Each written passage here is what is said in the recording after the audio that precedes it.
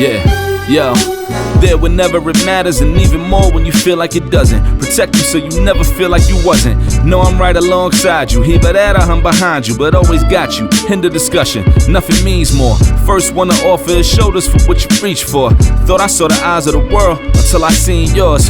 And know that I ain't see a better view yet. I'm with whatever, so don't ever you fret. Know that you covered, not a hurdle or a heartbreak. A change what a partake, cause none of them won't ever get comfortable in your walkway. My job is to aware you, fully loaded, prepare you for all of the above that I'm never letting get near you. But still in all, give you every advantage I found.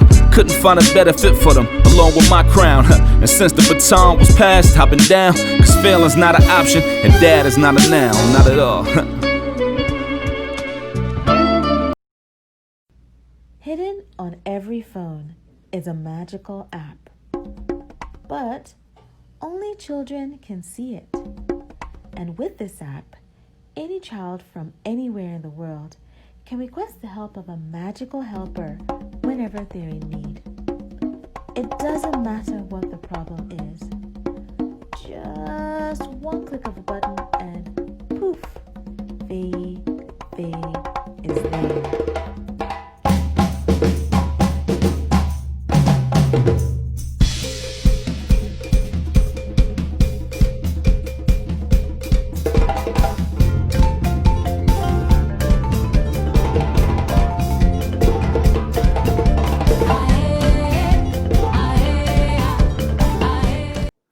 Hey, what's going on, everybody? This is Ishmael from Dad Is Not a Noun. I hope everyone's doing well. With the holidays coming around the corner, I think it's important to, when it comes to gift giving, I think the best gift to give to a child is a book. And I think when it comes to book, I think it's important to have diversity and inclusion when it comes to storytelling. I think that's very important. And I'm truly honored and privileged to have this guest on. She is a wife, a mother of two children, an entrepreneur, a woman of many talents. I'm truly privileged to have this young lady on. She goes by the author name Simisayo Brownstone, but her real name is Omobola Imoisili. How you doing? Welcome to Dad Is a Noun. How you doing today? Thank you. Thank you so much for having me. I'm happy to be here. Thank you. It took a little practice to get your name right, but hopefully I didn't mess it up. You got it close enough, so that's good. Okay. As we go into this holiday, right, and you have this wonderful book called Feyi Fay. Can you kind of talk about it a little bit? Because I love the book, the two stories, because it's based on African folktale and fairy tale. And can you kind of talk about that a little bit and the importance of that?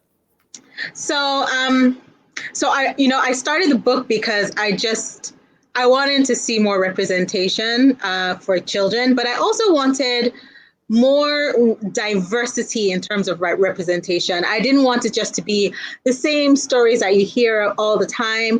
And I really wanted it to be just an uplifting story, nothing like too sad or, nothing about, the disadvantages that we experience, as Black people. I just wanted it to be like a Black girl living her best life, just enjoying being a human being. Okay, so that's kind of where that came, and I was inspired by my daughters because we live in an area where there's not a lot of Black people. I think my daughter is like one of two kids in her class that's Black. And so, and she's very hyper aware of her, her Blackness. She's like, I'm Black. And, they've been teaching them in school that this person is peach. This person is, and that's like a new term, because they don't call them white or Black. They call them peach or brown or so. So it's like, it's interesting, so that was new to me when she comes home and she's like, oh, this is a peach person. I'm like, okay. Anyways, so I really just wanted to have that representation. And, my daughters, they're very interested in like magic and fairy tales and things like that. And there's not a whole lot out there that represents our children. And so that's kind of where I decided to write this book. And I really wanted to the book to be just a global book, like a book that anybody anywhere in the world could understand and relate to. So the story is about this African fairy, and she travels around the world helping kids solve problems. So on the surface, it's not really, you're not going to read it and think, oh, this is an African book. It's kind of woven, subtly throughout the book, right? And so she, whenever a child has a problem, they call her up with a magical app that only children can see, or they can write a letter in ink that only children can see, and things like that. So it kind of makes it a little bit fun. And she travels, so kids from anywhere in the world call her up, and she goes and she helps them solve problems from bullying, chores at home, anything they're having problems with.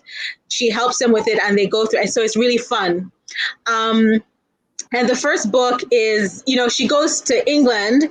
And so what I was saying about how I kind of weave in African folktales is the first book is about this boy in England who heard a Nigerian folktale. And he thought the folktale was real. Now, I tell you, this folktale is a folktale. Well, I don't know if it's a folktale or legend, but I grew up with this legend, and it was one of those things that in secondary school, they would use it to scare people. And so this boy in England, he hears this folktale or this legend from his Nigerian friend, and he believes the story to be true. So he's like, oh, this lady called Madam Koi. If you say Madam Koi to a Nigerian who went to secondary school in Nigeria, they'll know what I'm talking about. So he hears the story about Madam Koi Koi. He believes the story is true. And because he hears the sounds koi, koi, koi coming outside of his bedroom. And so he calls for help. So the story is about overcoming your fears, facing your problems, having the courage. But, it's loosely based on this story about this person called Madam Koi Koi who comes at night and takes children away who are not sleeping. So that's kind of how I weave in a little bit of the legends and the folktales into it. So like I was saying, somebody from the outside may not even realize that was an African folktale, or it was a legend or something like that. They may not know, but it's kind of woven in there. Definitely, and I like that idea, because I think one of the things about fear is not knowing the unknown. And I think that's the one thing that when you get into people trying to understand the history and the tradition of Africa, is that the unknown. So they come up with these misconceptions. And so what I love about this book is you turn the fear into a positive by creating this character using tech, which I'm a tech nerd. I love that. Magic and a phone and an app and put it together. I think that's a revolutionary idea. I love that. But again, it opens people up to knowing the possibilities. So can you kind of talk about that a little bit? You mean the possibilities in terms of African people? The history and the storytelling of African fairy tale and folklores, because again, a lot of people come in with misconceptions, and so through this story you kind of educate people on the story. So can you kind of talk about the importance of not knowing the unknown, but using stories as a way to educate people about the stories? So I will say, like, storytelling is so important. Like, it has an impact that people may not even realize, because, so for example, I grew up in Nigeria, right? And I moved to the United States, maybe 12 years ago or something. But everything I knew about the United States was based on books I read, movies I watched. And so coming here was kind of like a little bit of a culture shock at the beginning. So, and I feel it's the same way when looking over at Africa, right? The stories you hear, the things you see on the news, the books you read, and if they're all just one-sided, and you only hear a certain part of our story. And Africa is so diverse. There's so many countries in Africa, right? And each country is unique. And then each tribe within each country is unique. So like Nigeria itself, there's how many languages in Nigeria? Like, well, over 300 languages in Nigeria. There's so many ethnic groups. You look across the road, it's like totally different. They eat different, they dress different, they speak different, So there's just so much variety in the culture. And you don't really get to see all those nuances, a lot of times in the media or in the books you read. And especially a lot of the things that are popularized are, maybe one-sided, and I feel like, for example, there's a lot of stuff like on village life, in Africa, and that's very relevant. It's very valid. It's very true. But there's also the other side where there's people in cities and they're doing all sorts of other things, and they're traveling, or it's just a different. Then there's the middle class, there's like, there's so many different sides to it. And I just believe that Africa as a whole, just has so much to offer in terms of stories. Like, you hear people studying like Greek mythology, and I'm like, we have the equivalent of that, if not more interesting, and there's just so much there. And it's like, but we just don't tap into it. And sometimes I also think it's partly because of packaging too. How we package the information. Maybe it's a little bit more serious, or I don't know. Sometimes, like I feel like, I'm like, sometimes you need the Disney effect to do something and just make it like a light kind of Disney type thing, and people will consume it better. But I just think that there's so much that there is to offer, that there's out there. And as I've started my journey, and as I've been investigating and reading up on folktales and fairy tales, I'm like, wow, that's just such an interesting story. And like, there's so much out there. And I just think it's important to shine the light on that and change the perception, I think, and make people more aware and more proud of what is there to offer. Definitely. And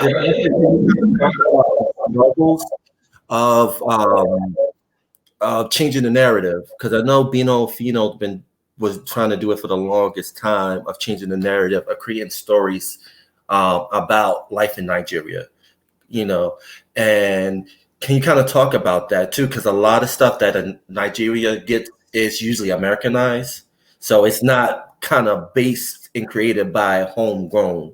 So can you kind of talk about that struggle? I mean, it's definitely a struggle because Nigeria, unfortunately values foreign things, right? So anytime it's foreign, is viewed as more valuable than if it's homegrown. So there is a little bit of that. And granted, we don't have, people who are homegrown don't have the Disney money or the, we don't have that kind of funding. So we're going to do what we can with what is available, right? And so it's definitely a struggle in terms of just changing and making people aware of it. I do believe that now there is a little bit more of a shift, right? So I think that things are starting to change, but there's still a long way to go, especially when it comes to children's books. I think that, there's still a lot to go, because when I was growing up, I don't think I read, aside from like books you were assigned to read as like literature projects, like when you're doing, a class, most of the books I would read for leisure were not Nigerian. And now I think, like I was taking my book to bookstores in Nigeria, and I went to one bookstore and they were like, this little section here is for Nigerian authors, and the whole rest of the store is for everybody else. And I was like, wow, like I get this little section. I was like, wow, that's that's unique. And so so there was, there's a little bit of that. So it's definitely, but it's definitely a struggle, but I do believe that it's getting better, because even though with my experience at that bookstore, having that experience, at the same time, I've had more positive experiences on the other end, right? So there's other bookstores who are actively seeking out, Nigerian authors. So when I come and I say I'm a Nigerian author and I have a book, they're just like so excited.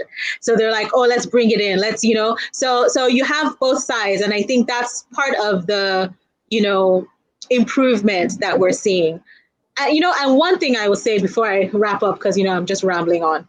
No. One thing I will say is another challenge I found in Nigeria is fantasy. Because Nigeria is very religious and in some ways superstitious, very superstitious. So when I come with my book about this girl with magic in her phone and she's traveling around the world, they're like, and they're like, I don't like this magic. So now I have to find like a certain type of Nigerian who would be open to that, But I would tell you, anybody any Nigerian who's given it a try, like their kids is like, they're like, okay, they're sold, because it has such a good moral to the story.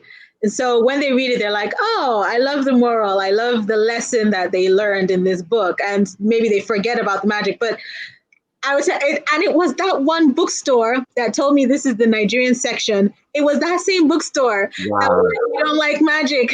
They were like, dude, we don't like magic. And I'm like, darn, this bookstore. I don't know if they got the memo, but Black Joy is magic. So So I'm like, have you read? I'm like, take a read of this book and you will put it in your store. But yeah, so there's all sorts of challenges there, and also like reading culture is like dipping. So there's just so many different challenges when it comes to writing a book. Definitely. And also having, dealing with challenges, being an entrepreneur, the importance of affirmation, you got book bags, you got T-shirts, you got the STEM card. Can you kind of talk about that importance of, when you create this brand, you create merchandise, that power of affirmation? Yeah, because, I'll keep going back to Disney. So when I started the whole Feyi Fay journey, they say create a big, hairy, audacious goal, right? And if your goal doesn't scare you, then it's not, or if your dream doesn't scare you, then it's not a good dream. And so my dream was at the beginning to be the African version of Disney. So, and so like I see all these frozen things and my daughters are like, oh, I want this frozen blanket. I want this frozen T-shirt. And I'm like, darn, like, we need more variety, in there. It can't all be frozen. And so, so right from day one, when I wrote the book, I always knew I wanted to do some more merchandise with it as well. And I just feel like the more our children are surrounded by characters that look like them and things that affirm that that they can do anything, that they're capable of anything, I think the more they start to believe in themselves, because I try to remind my daughters all the time that, doesn't matter, you can do whatever you like, all the affirmations that we can think of. And I really do think that it makes a difference in the mindset and how you approach things in life. And that's why I really wanted to have all this stuff, so that you're kind of like surrounded by it, and you because like you can't just focus on just one thing, because not everybody is going to like a book about fairies, right? And so maybe you don't like the book, but you like the T-shirt. Or maybe you don't like the T-shirt, but you like the backpack, or something like that. So that was kind of the idea, is to have a wide range of products so that kids could see themselves represented and could feel proud and just know that, oh, okay, that's something that's of that represents them. That's awesome. Yeah, because definitely the is kids. If you think of it, it's like the largest consumer is kids. That's the big Exactly. because Exactly. they want it, the parents are going to buy it for them. So Exactly. that's important. But also, what I also love what you're doing too is I don't see you doing it on YouTube anymore. You have the workshop, and I love where I think it was a video you had a Zoom with kids, and you went over a African folklore story. So So can you kind of talk about that importance of inclusion and diversity, especially like with the workshop you're doing? yeah, so yeah, so I just really, again, it's just coming back to exposing kids to um, all the wonderful things that Africa has to offer, and Black people in general have to offer, right? Because when you look at fairy tales, again, my daughters are like Sleeping Beauty, Cinderella, and I'm like, yeah, those are great, and those are the ones that I grew up with. But have you heard this story? you know, and I feel like a lot of things just in history. We always hear, like they say, this history books is written by the winners, right? So like you only hear one side of stuff, and it's not that the other side didn't exist, or not that the other side didn't have contributions. It's just that it's popularized by a certain type of person, right? That's just so Black people, African people, all the stuff that we have is not like out there, and it's not known, and it may seem like we don't have it, but we do. It's just that it's not popularized, right? And so I started the folk tales. Really, it actually started through my book, because when I would visit schools, I would tell them about my book, about this girl, and they go on this adventure. But then I would tell them about the Madame Koi Koi legend, right? That the book is about. And as part of that, I would say, okay, so this is this legend. Let me tell you some others. And so I would tell them some other stories, and I would get the kids to come out in front, and we would like act out the story. And that was like the most popular part of my sessions. And so, so kids really enjoyed that. And so when COVID hit, I was like, hey, why not take this online since I can't go to schools anymore? And so I started a whole thing about folk tales and fairy tales. And I still do it. I don't post as much on YouTube. I think I started posting on YouTube before I actually made it a formal workshop. And then, so now it's a formal workshop where I meet with kids like once a week, and we go over a different story. And it's great because the kids that come to the class are boys and girls, white, Black, Asian. It's like all over the place, right? And they just come and they're just so fascinated by the story. And sometimes they're like, is that a true story? I'm like, no. Don't go that I told you this story about it's true, and don't go to your science teacher and say this person told me this story is true.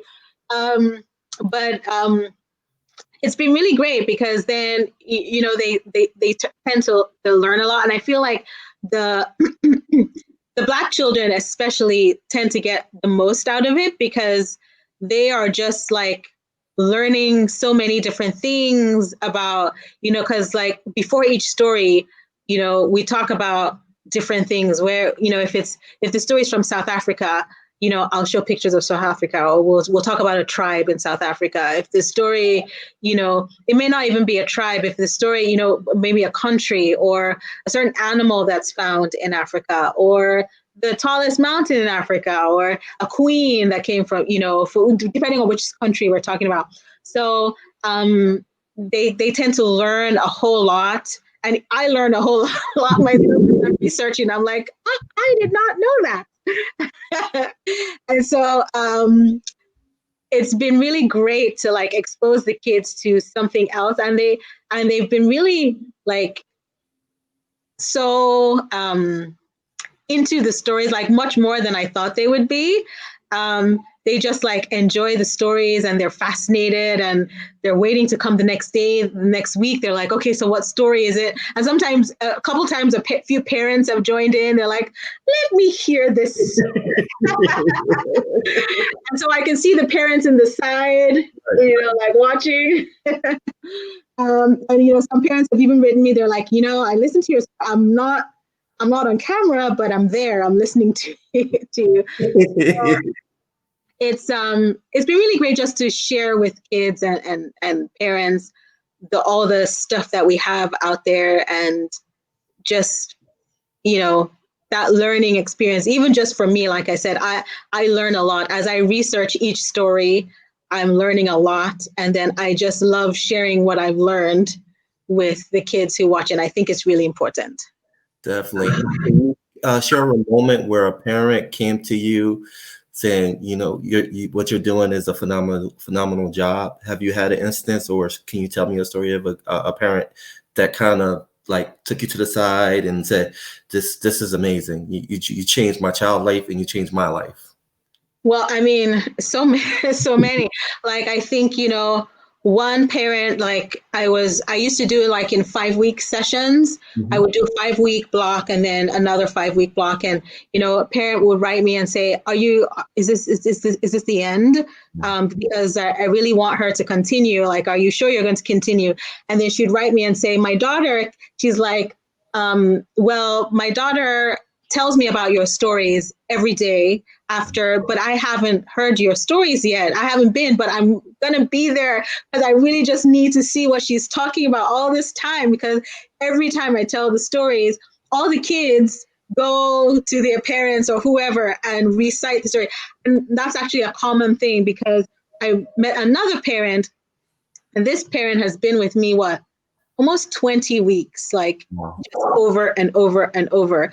And she wrote me and she's like, yeah, every day after your class at the dinner table, that's what we talk about. The story that you heard. And and then if you just go, because I posted my classes on outschool.com, and I just started maybe 2 months ago, doing the classes on OutSchool. And then you can see all the parent reviews there, like, you know, parents like commenting and saying, oh my gosh, this was such a great class, because they like the interaction in the class and they just like to learn. And sometimes the kids, I've had a couple kids write me directly in the chat. They'll be like, oh, I love you, thank you.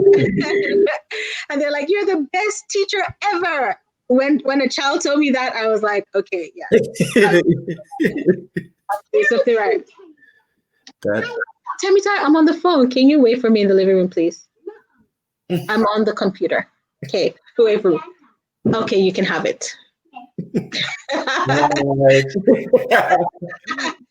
She's always coming in and distracting me. So, well, I mean, like I said, it's been like so overwhelming, and so, you know, the like I say, the parents, the kids, you know, especially the kids. I think, you know, the kids have just been, you know, awesome. And sometimes a kid would just say, can I stay with you just for a few, the class is over, but can I just stay and talk to you for an extra 5 minutes? I'm like, okay, the Zoom is going to cut off right now, but let's talk until the Zoom cuts us off. But yeah, it's been really great. And like I said, if you just look at the reviews and all the stuff that parents have to say, it speaks for itself. And yeah, and parents have written me directly to just say thank you, or are you continuing, and you know, just the fact that they've stayed with 15 weeks or 20 weeks, that, you know, that in itself speaks for itself. So I'm really happy about that. And then also, do you see yourself as a superhero with all the great work you're doing? Do your daughters? Do I see myself as a superhero? Do your daughters see you as a superhero for all the great work you're doing? Well, well, I guess you could say a superhero. I never really thought of myself as a superhero before, but I do like superheroes. But I guess yeah, maybe. I do enjoy what I do. I enjoy sharing what I have with kids. I enjoy coming up with different ideas, and whether it's the workshops or whether it's the cars that I mentioned. I mean, the cars, you know, even took me by surprise, to be honest with you, because when I started with the cars, I was just like, oh, let me start something for the boys, you know, because people are like, you don't have anything for boys. I'm like, well, let me just try this car and see how it works. And And like, it's just like, people are like, oh my gosh, I really love your car. and so I'm like, oh, that's awesome. So, yeah, it's just been great, and people enjoying what I create is really awesome as well. Definitely. And before we end this great interview, because I definitely appreciated your time talking with me, and you're doing great stuff, and I'm going to keep following. I'm going to buy books myself too. I don't have kids, but I'm just going to buy books just to give to random kids. Well, you can, it doesn't stop you from reading it, and channeling your inner child. Yes. And it'll take you, 20 minutes or 30 minutes to read it. I have a few adults who've read it, and they're like, oh, I started reading it and I didn't put it down. So there you go. Maybe you'll enjoy it. Well, I will. I definitely will.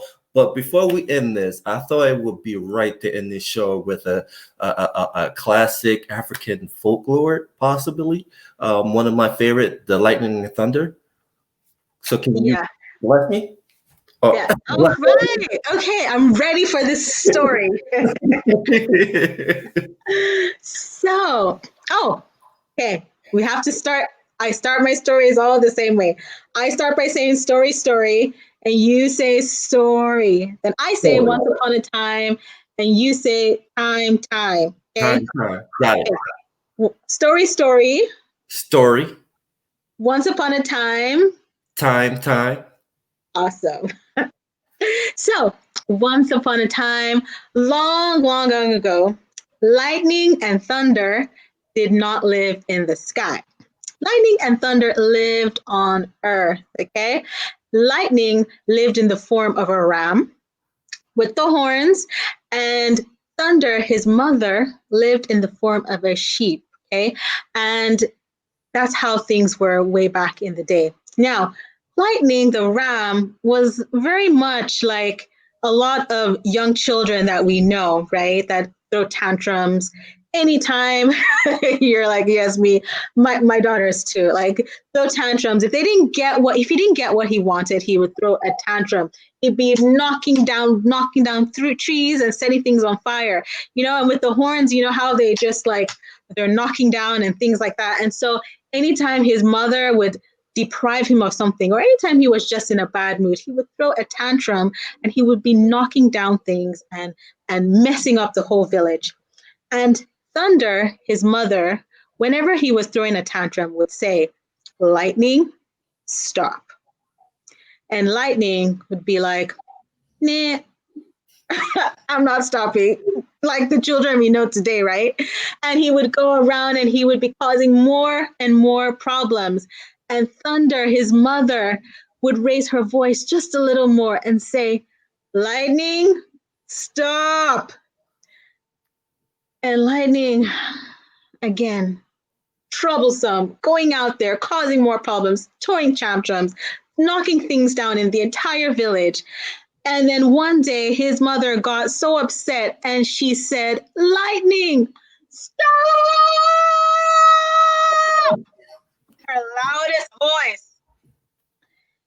And Lightning said, "Okay, stop." But this only lasted for a while. You know how children are. It only lasted for a while.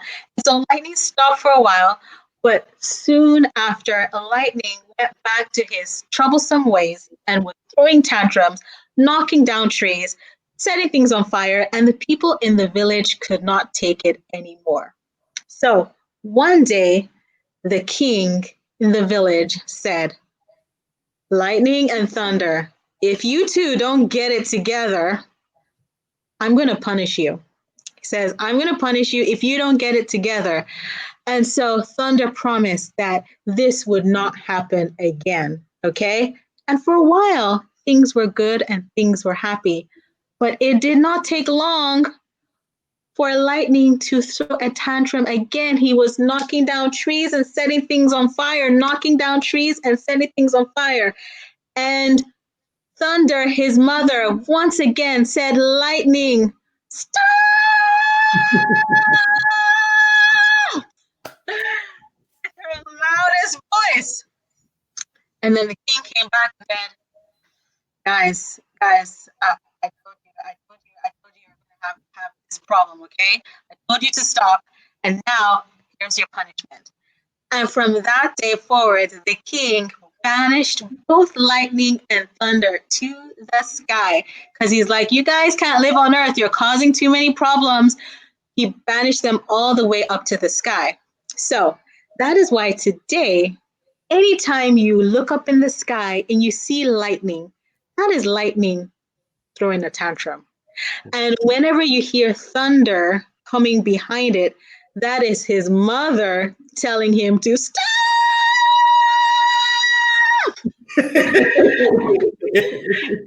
so that is why lightning and thunder live in the sky today because of a little troublesome boy and his mother telling him to stop. And that is the African folktale about why lightning and thunder live in the sky. That was awesome. Thank you. That was awesome. That is basically a metaphor for life. That was amazing. You know, when I told that story, a child said, "Is that true? Is that it?" I'm like, no. That's not, there's no real ram or real sheep, but No. but now you know when your mother tells you to stop, you can get banished. Yep, oh, so true. But thank you again for joining me. I had a great conversation. Let people out there know where they can find you. So you can find me on teniandtayo.com. So that's my website. So TENIANDTAYO.com. So Teni and Tayo. Those are the names of my daughters. .com. You can find everything. You find my books, my toys, everything on there. Also on Instagram at Feyi Fay. So FEYIFAY. And on Facebook at Feyi Fay Adventures.